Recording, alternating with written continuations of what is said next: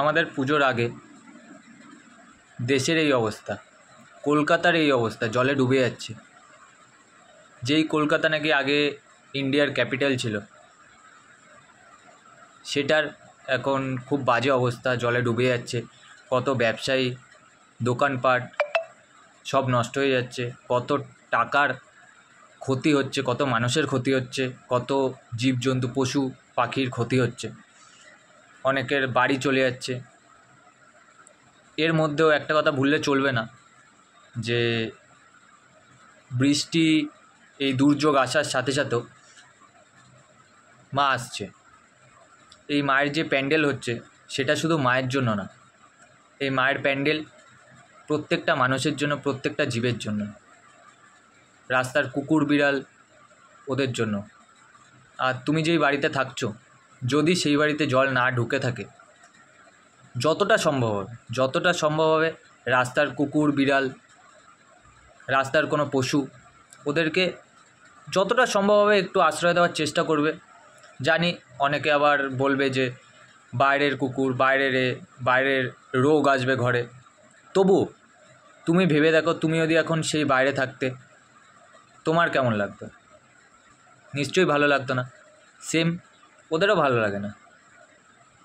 ওরা মুখে কথা বলতে পারে না, ওরা আর্ন করতে পারে না, ওরা বাড়ি তৈরি করতে পারে না। আমাদের মানুষ বানিয়েছে কী করতে? যদি কেউ মেনে থাকো যে ভগবান আমাদের মানুষ বানিয়েছে এর জন্যই, যে দশের কিছু করার জন্য, এইভাবে করো। শুধু পুজোতে চাঁদা দিলাম, পুজোতে হার মালা সোনার গয়না পরালাম ঠাকুরকে, সেটাই শুধু পুজো হয় না। ভোগ দিলাম, সেটাই শুধু পুজো হয় না। এই দশের কথা ভাবাও পুজো হয়। এদের সেবা করো।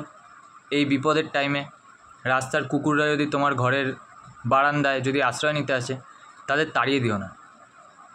একবার এটা ভেবো, যদি এরকম তোমার সাথে হয়, তোমায় যদি কেউ তাড়িয়ে দেয়, তোমার কেমন লাগবে?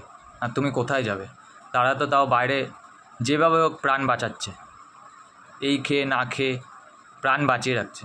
তুমি সেটাও করতে পারতে না। তো নিজের জন্য না হলেও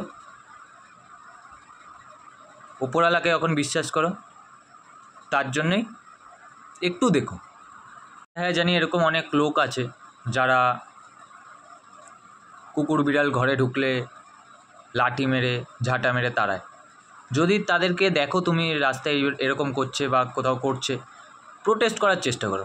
কারণ এই আমাদের যে রেপ হয়েছে, তিলোত্তমা, আরজি করের যে কেসটা হয়েছে, সেই টাইমে তো প্রোটেস্ট করতে পুরো দেশ বেরিয়েছে, তাই না? তো সেম এইবারেও চেষ্টা করো, যেইভাবে বিপদটা কাটুক, সারভাইভ করে যাই আমরা সবাই। শুধু আমি তুমি না, প্রত্যেকটা মানুষ যাতে সারভাইভ করতে পারে সেটা দেখো। আর প্রত্যেকটা জীব যাতে সারভাইভ করতে পারে সেটা দেখো। এই কথায় যদি কারোর আঘাত লেগে থাকে, আমি যা যা বললাম, যদি কারোর বাজে লেগে থাকে, দেন আমি সরি বলছি আগেই। বেসিক্যালি লাগার কথা না, খারাপ যদি লেগে থাকে তাহলে সেটা তোমারই দোষ, কারণ আমার মনে হয় না যে আমি কোনো ভুল বলছি। ওকে, তো একটু দেখো।